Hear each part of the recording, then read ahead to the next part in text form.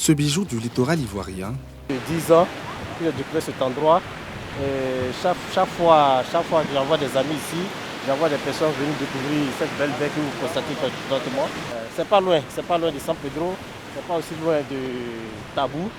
Alors, c'est vrai que la voie est un peu endommagée, mais tous les véhicules peuvent venir, tous les vélos, les motos peuvent arriver ici facilement. Ça va, Léo? Vous pouvez être dans la mer juste à une distance de 500 mètres. 500 mètres dans la mer, 500 mètres et puis il n'y a pas de problème. Vous n'avez aucun problème. Vous voyez la mer, à les côtés. Vous voyez que c'est bien limpide. Ça n'a rien à envier à Las Palmas. Ne gaspillez pas votre transport, votre argent. Venez à Tolou, venez à Tabou tout près ici, dans l'ordre d'Abidjan. Venez vous distraire. cela fait plus de 15 ans que Patrice a choisi de faire la promotion des sites touristiques de sa région. Avec les reportages que nous faisons, avec les visites que nous faisons à Tolou, ça fait que maintenant cette plage a eu du prestige. Et que chaque week-end, nous avons des excursions, nous avons des plages de nuit ici. Le tourisme participe au développement de toutes les régions. À chaque fois qu'il ramène des touristes, ces derniers témoignent de la beauté des lieux. Alors, tous les touristes m'ont dit aussi les belles plages, les baies. Nous n'avons pas besoin de parler. Et quand eux-mêmes viennent, ils constatent que ce que nous disons dans nos vidéos, c'est la réalité. C'est vraiment la stricte réalité. Eux-mêmes, ils rentrent dans la mer. Ils voient qu'à une distance de 500 mètres, il n'y a pas de problème. Donc, ils sont vraiment à l'aise. Et c'est eux-mêmes qui à leur tour aussi font la publicité de... Nos parents ont vécu ici dans le village Tolou et ils ont connu le site. C'était un site des pêcheurs. Et en 1976, c'est là l'Est Saut de Palme, la Palme Industrie est venue. Ils ont créé la piste qui accède à la plage. Et depuis ce temps, les Blancs même qui ont créé la Palme Industrie ont commencé à visiter ce beau site. Et c'est un coin agréable, très très agréable. De nos temps, nous avons trouvé aussi cette plage. Et au fur et à mesure, nous faisons les travaux champêtres. Après, nous venons nous reposer ici. C'est un très bon coin. Moi-même étant le chef du village, le jour de mon repos, c'est ici que je viens méditer, réfléchir. Quel que soit le problème que tu as, tu viens te reposer ici. En tout cas, Dieu te donne la solution.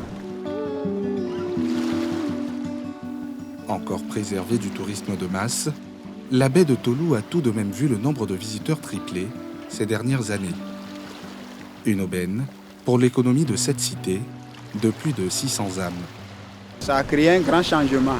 Ça fait qu'au niveau du petit sous-commerce, les petits commerces, tout marche. Nos mamans arrivent à venir, moi-même ma femme, elle grille la loco, la patate, un peu d'attiqué, la nourriture. En tout cas, les femmes viennent vendre à la plage et ça rapporte quelque chose à nos mamans, aux jeunes du village.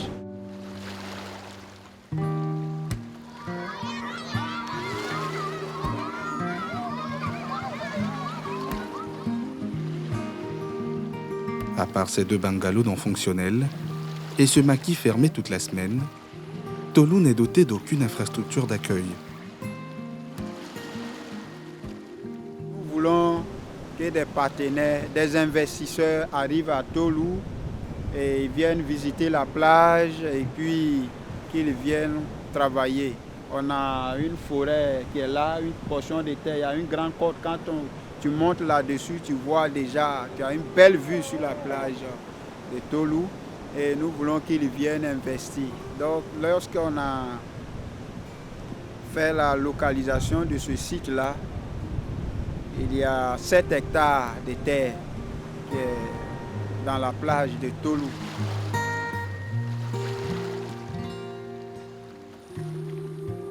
Avant de prendre la route pour la ville de Bérébi, Patrice jette un dernier regard sur sa baie et la sensation de liberté qu'elle inspire.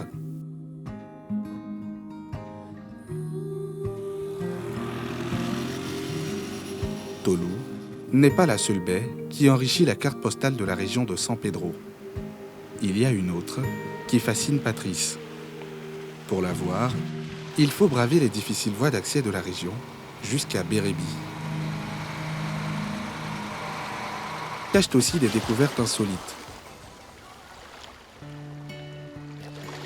En visite dans la région, Kevin et Yeo ont fait le chemin jusqu'à Mani Bérébi pour satisfaire leur curiosité sur l'histoire du palmier anaconda. Donc à rapprocher. Ce palmier qui pousse à l'horizontale, avec ce tronc entremêlé. Le palmier anaconda commence par ici. Là, le palmier va comme ça. Suivez mon doigt, comme ça. Voilà. Vous me suivez? Oui. Doucement. Ah, il fait le tour.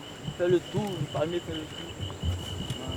Le palmier anaconda n'est pas violent, donc vous pouvez venir vous asseoir tranquillement. Une exception qui n'a pas le même effet sur nos touristes. En fait, c'est Fascinant. voilà, c'est fascinant en fait de voir comment la nature a pu faire son travail. À ce qui paraît, ça existe depuis 70 ans. Ça vous fait peur? Ça ressemble trop à ses pensées, c'est trop réaliste en fait. Genre la tête est là, il a Ouais, genre un comme cobra voilà, qui a c'est fait ça. comme ça. Ça doit pas être anaconda, c'est cobra. Parce que c'est comme ça, il s'arrête. Si le guide ignore la taille exacte du palmier, il est plutôt sûr des pouvoirs qu'on lui confère. Quoi l'histoire derrière? Avant, quand tu avais tes problèmes, quand tu viens avec un poulet noir. Vous voyez la liqueur d'avant verte là. Voilà. Vous versez, vous tuez le poulet, vous versez le sang du poulet, vous parlez. Et quand vous parlez, et puis vous partez, quand c'est bon, le problème est fini, vous devez revenir encore à côté du palmier et dire merci au palmier avec des offrandes. Voilà. Donc voici un peu l'histoire du palmier anaconda de Mani Bérébi. Est-ce qu'il donne de la graine, le palmier? Oui, oui. Ça se mange? Ça se mange, je m'en prends un dedans. Tu prends un dedans, tu manges, tu bois l'eau, tu parles. Mais tu ne peux pas venir couper ça. Si tu as fait ça, bon, c'est pas comment la magie va se retourner, mais tu vas te blesser forcément. Une autre facette de Bérébi.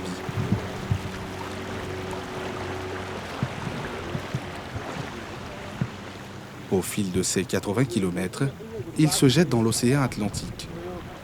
Son embouchure permet aux pêcheurs de...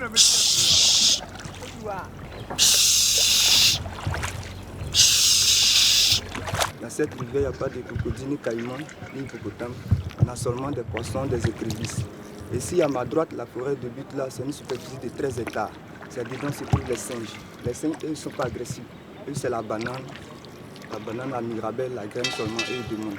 Ils ne vont pas toucher ton chapeau, ni tes lunettes, ni rien, ni ton téléphone. Je vais les appeler. Ils seront tout à l'heure au point de rendez-vous. Ils vont venir chercher leur petit déjeuner. Des animaux que connaissent bien Landry et Romaric. Ces primates ont permis d'étoffer l'offre touristique de la ville. Les singes existaient, ils étaient là, mais lorsque le tourisme a débuté dans les années 80 par là, il était difficile de les voir. Quand surtout les blancs venaient, il fallait faire une longue remontée pour pouvoir les atteindre. Les parents ont réfléchi et ils ont jugé bon de préserver les mangroves et aussi une portion de forêt qui est jusqu'à 13 hectares pour booster le tourisme. Et c'est comme ça qu'ils ont commencé à nourrir les singes au fur et à mesure, créer une communication avec ces singes-là pour permettre la facilité au tourisme qui viennent à Grand Bérébi. Il n'y a pas que les singes, mais ça sert aussi des lieux de reproduction des poissons et aussi que ça protège le fleuve même parce que vous voyez sans ces mangroves là rien ne va être comme on le voit. Chaque année, vu l'avancée de la mer, sans les mangroves, ici là ne peut pas être comme actuellement. Donc les mangroves servent à l'équilibre effectivement. L'équilibre est facturé à 5 000, c'est-à-dire c'est réparti comme suit. 2500 francs pour le village qui abrite c'est-à-dire qu'à le site, et 2000 pour, comment on appelle, le guide lui-même, et 500 francs pour payer la nourriture pour les singes. Vous avez combien de touristes ici, généralement? C'est quoi le moment de haute saison? Oh, le moment de haute saison, ça part déjà d'octobre jusqu'en janvier. D'octobre jusqu'en janvier, ça c'est le grand moment. Et après les autres, là, ça vit. Vous avez l'impression d'être dans un environnement de rêve. C'est une sensation tellement naturelle qu'on a envie de vivre à chaque instant. Il fait beau, l'air est pur, c'est romantique. Et vraiment, personnellement, depuis des années que je suis à Grand Bérébi, j'ai l'impression qu'à chaque fois que je découvre quelque chose de nouveau, on n'est jamais rassasié de Grand Bérébi.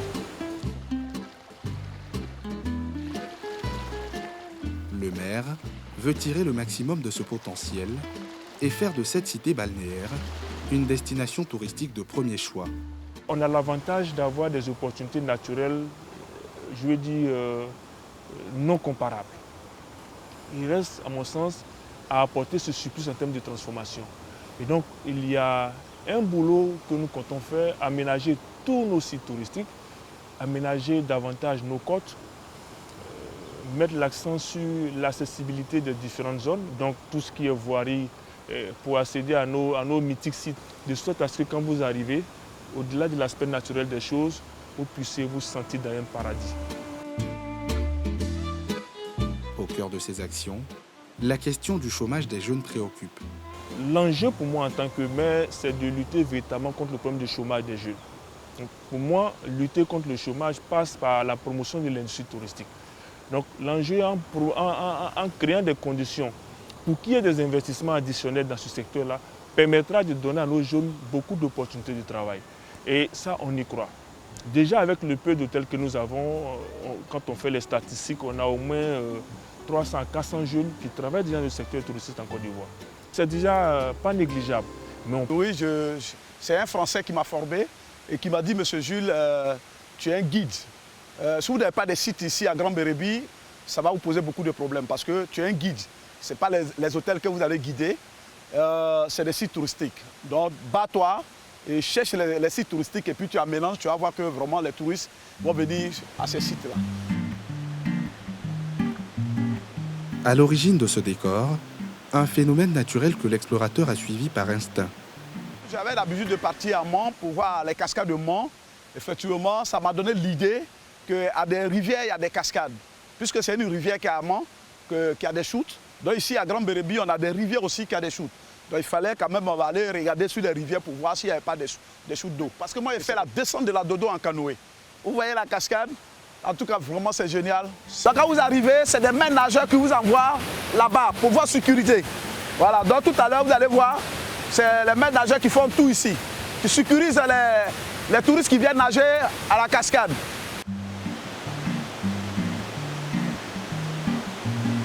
Pour bénéficier de la fraîcheur de cette cathédrale végétale, il vous faudra débourser tout de même la somme de 5 000 à s'offrir des instants uniques de découverte.